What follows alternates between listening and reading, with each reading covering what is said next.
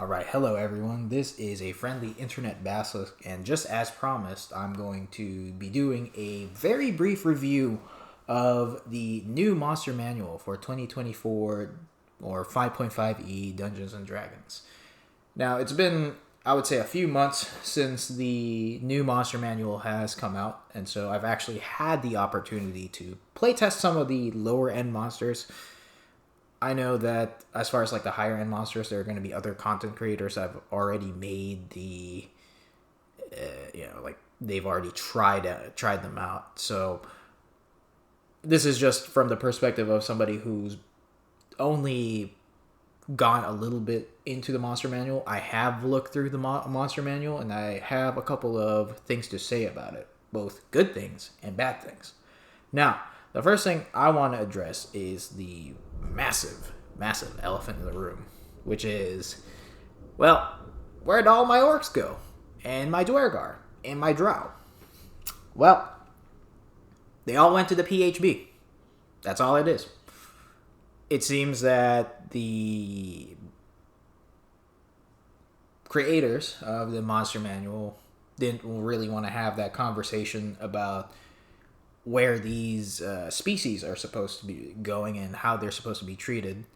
And they wanted those species, I guess, to have less monstrous roots. So they were moved away from the monster manual, which I don't have any sort of real gripe with, but sometimes you will be running into orcs and Dwergar and Drow. So unfortunately, you're going to have to use some of the new NPC stat blocks that they will have, and you're going to have to make some adjustments with that.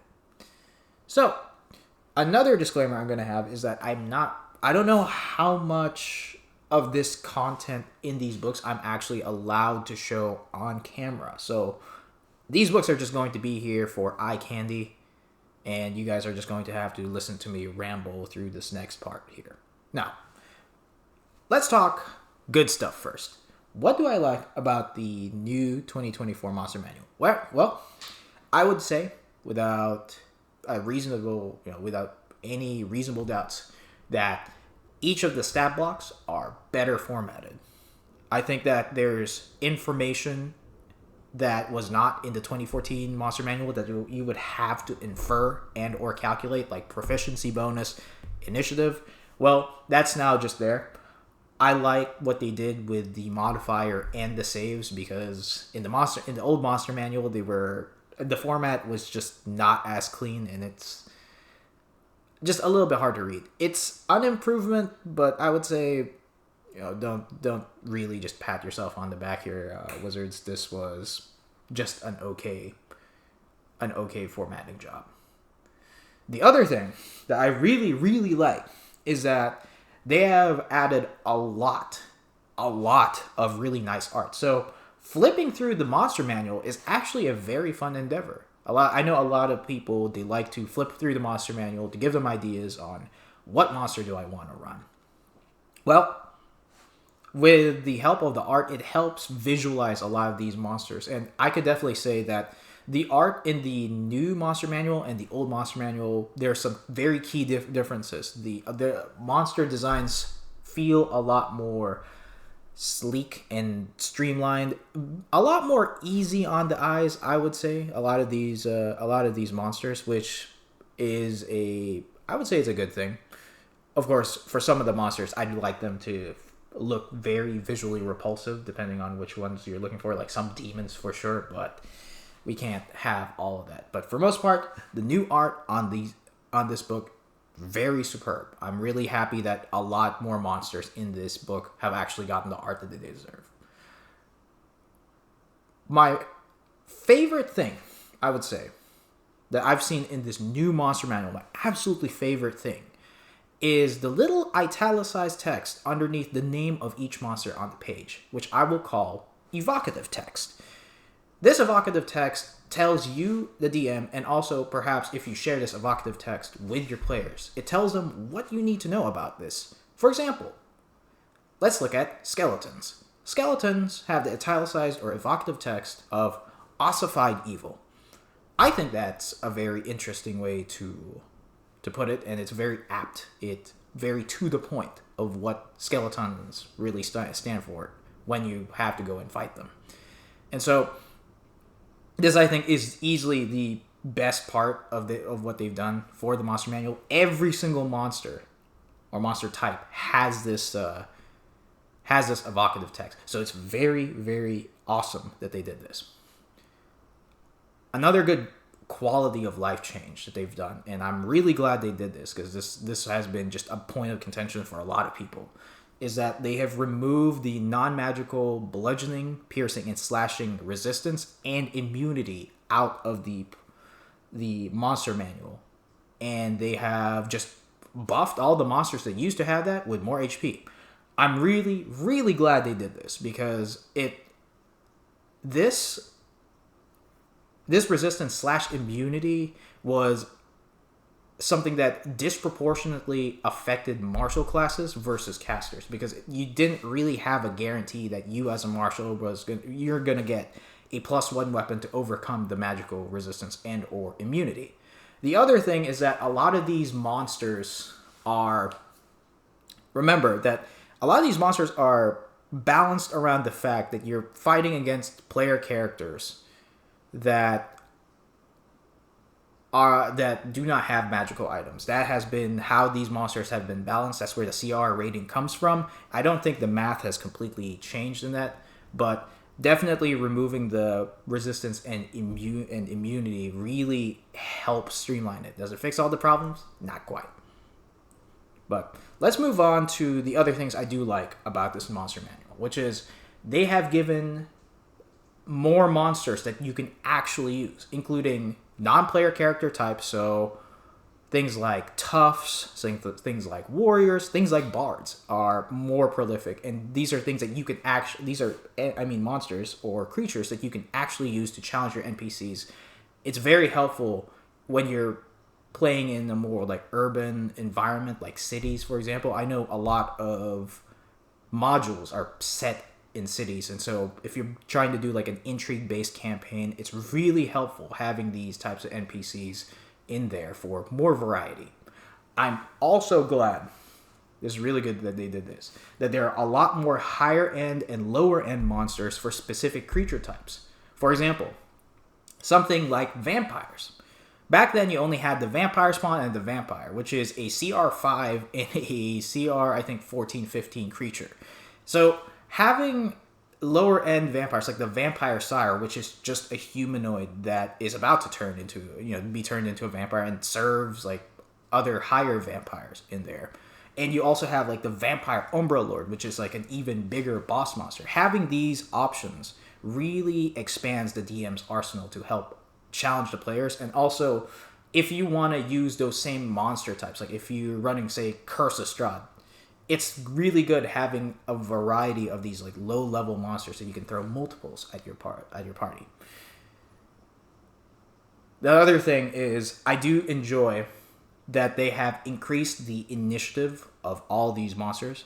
Now, people can roll for initiative, or maybe you're using the static initiative numbers of these monsters, but it really helps that some of these monsters just go fast and they're able to get off things, because in certain combats, the PCs are usually able to hose many of these monsters almost immediately. So doing this gives the monster at least one turn to do something before inevitably you get hosed. So I really like the fact that they have increased the initiative counts for many of these monsters. The calculation that they've done with that is sometimes for certain monsters they've added the proficiency bonus twice over the dexterity modifier. So it's very helpful that they've done that, and it's really good especially for your boss monsters, where you actually want to have them show off and do something interesting before they get hosed. I would say this is more of like a lukewarm change if I really, really think about it, because there are some monsters that I don't think should be going that fast, but they are. However, there's a lot of tools in the player's arsenal, like let's say the alert feat as an origin feat that really helps players because it gives advantage on initiative. So having players prioritize something like initiative, that initiative feat really, really helps with the homogenized way that players like build these characters. Lastly, the thing I'm really thankful for this monster manual, and I'm really glad that they've done this moving forward, is that there were a lot of really underwhelming monsters in the old monster manual that felt just like copy and paste of each other. Like, for example, the giants. Every single giant now has something respective to what that giant stands for within their little caste system. The other thing is the dragons. The dragons have been massively buffed, and there's a world of difference between, the metallic and the chromatic dragons, as well as even within those same denominations. There's a good amount of difference between those two type of dragons. So I'm very happy that they've created they've built these monsters really from the ground up, and again, combined with the really nice art that they have, they've really changed the art direction that they have with these. So these monsters just feel a lot more streamlined for you to use. Are they harder to run? Probably. But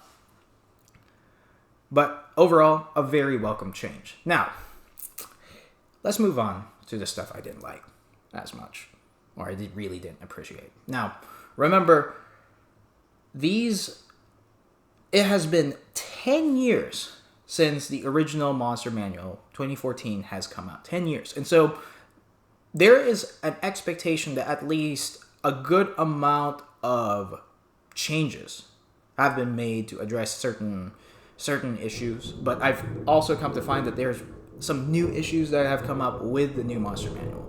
The first thing I don't like that they have done, like one of their big changes that they've done, and some people may say this is a minor change, I think this really sucks, especially when you're flipping through the book, is that they don't have the current letter that you're currently on like the corner of the page.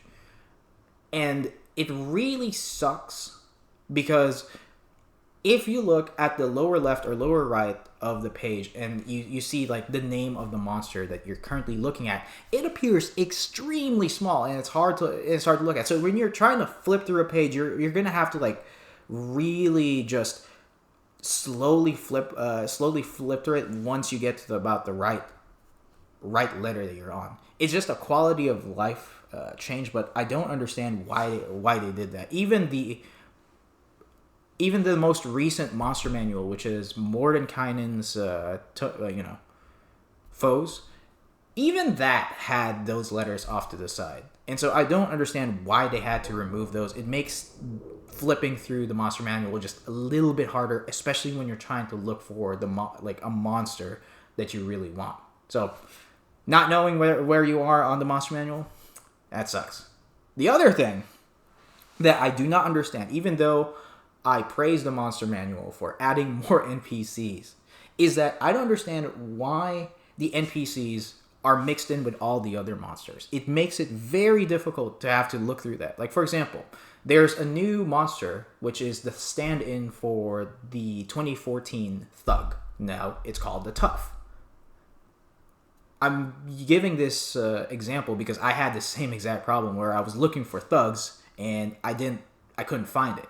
Now, of course, they're going to have an appendix in the back. It's called Appendix A, where there's equivalences between the old Monster Manual and the new Monster Manual. But having to go through that appendix first, then trying to find the monster that I'm looking for, and the fact that that letter thing that I was talking about was missing, makes it harder to find what you're looking for. It really does suck that even though they managed to do this for the beasts, they didn't do this for the NPCs. I don't understand this change. It's very bad. Now, alongside the NPCs, they've also done this change for things like devils, demons, and dragons. All these Ds, right? D&D. I don't understand why they're scattered all over the place. Like, for example, if you're going to look for a blue dragon and a green dragon, instead of just going to, say, the dragon section here, you would have to go through B for blue dragon and then G for green dragon, which is, I'm not sure why they did this. I would have really appreciated if they kept everything together. It just seems that more content within this monster manual is just scattered all over the place.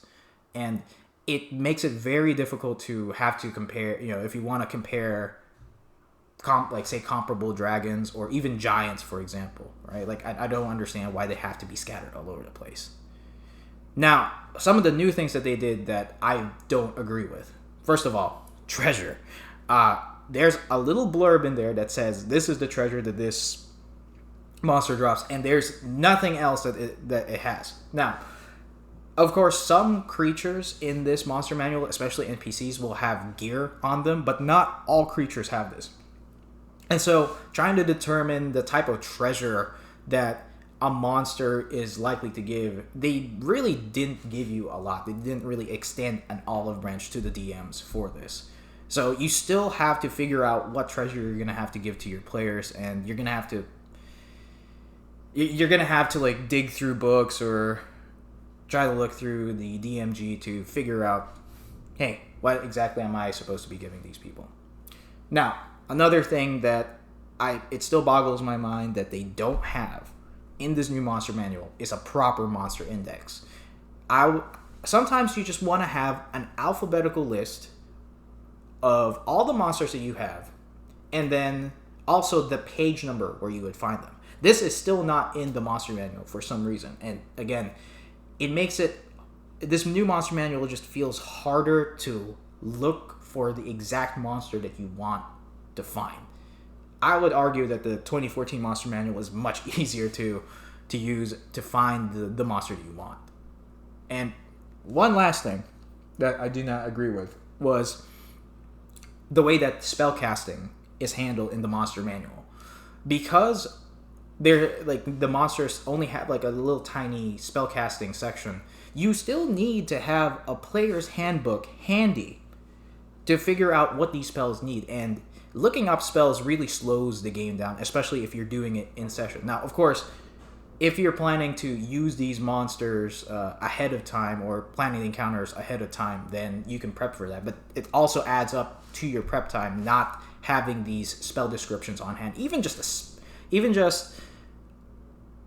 page numbers would have been helpful. But I don't agree with how they handled it. Of course, the spells that they probably cast are definitely going to just be walls of text, probably big. Some of them might be even bigger than the whole stat block altogether. So I completely understand that. But it is still a gripe for me that I have to look through 2 books to figure out what this monster can do. In fact, sometimes I just skip the whole spellcasting thing altogether, especially if I have to keep the game moving. So with that in mind, overall, I would say that the new monster manual is both an improvement and a regression on the current monster manual formula that we've gotten. I still think that this is a very good DM resource. I would highly recommend this book even for people who still play the 2014 rules. You can use these 2024 rules, and I guess in a way that is backwards compatible. I don't think there are too many substantial improvements that warrant, a 10-year span of expectations, where I was really expecting more from the new monster manual. I was pleasantly surprised in the things that I like, but but when it comes to overall quality of life and actually using this book, it just feels a little bit harder to use. So, would I recommend this? Again, I will. Even though I have gripes with it, I still think it is the strongest book to come out for the 2024 rule set. So, with that being said, that's it. That's all I got for you guys today. Hope you have a good one, and hopefully I'll finish all these other brief reviews that I have for all the other books, as well as get started on other videos I want to do. So, see you guys.